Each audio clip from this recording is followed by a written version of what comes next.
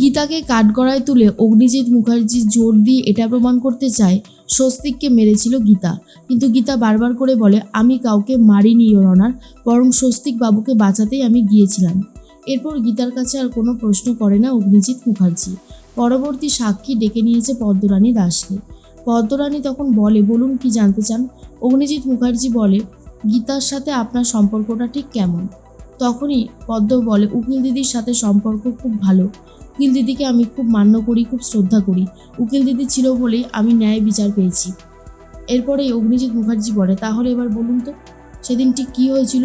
তখনই গীতার কথাই বারবার ভাবতে থাকে এই পদ্ম, আর বলে, উকিল দিদিকে আমরা সাজিয়ে দিচ্ছিলাম, তখনই স্বস্তিক দাদাবাবু ফোন করে কথা বলছিল, আর হুট করে একজন মারতে থাকে স্বস্তিক দাদাবাবুকে। ফোনে সেই আন্দাজ পেয়ে তাড়াতাড়ি করে ছুটে যায় উকিল দিদি, আর সেখানে গিয়ে গুন্ডাগুলোকে মারতে থাকে।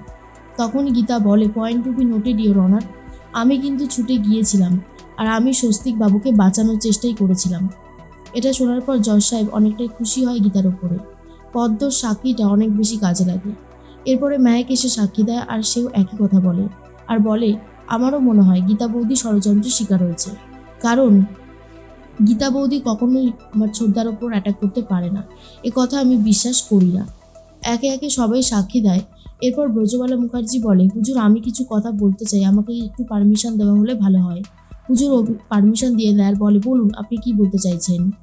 ব্রজমালা বলে, আমার ছোট নাতবু গীতা, ও একেবারেই নির্দোষ, ও এসবে কোনো কিছুতেই জড়িত নয়, বরং ও সেদিন আমার ছোট নাতিকে বাঁচাতে গিয়েছিল। এমন কেউ আছে যে ইচ্ছে করে গীতা আর আমার বড় নাতি সাত্বিককে ফাঁসাতে চাইছে। আমার মনে হয় আমার ছোট নাতি এসে সাক্ষী দিলেই সমস্ত ডাউট ক্লিয়ার হয়ে যাবে। আর কিছুদিন সময় চাইবো, যাতে আমার ছোট নাতি সুস্থ হয়ে এখানে এসে সাক্ষী দিতে পারে। জজ সাহেবও সেটাই বলে, আর তার জন্য কোর্ট শেষ হয়ে যায়। এর মধ্যেই গীতা চলে গেছে স্বস্তিককে দেখতে। তখনই কাব্য বলতে থাকে, তুমি এখানে কেন এসেছো? গীতা বলে, আমার যতবার ইচ্ছা ততবার আসবো, আপনি চাইলেও আটকাতে পারবেন না। কোর্টের ভিতরে আমার হাত চলে না, কিন্তু জানেন তো, কোর্টের ভিতরে মুখটা চলে, আর এই যে বাইরে দাঁড়িয়ে আছে, এখন কিন্তু চাইলে হাতটাও চালাতে পারি। শুনেই কাব্য ভয় পেয়ে যায়।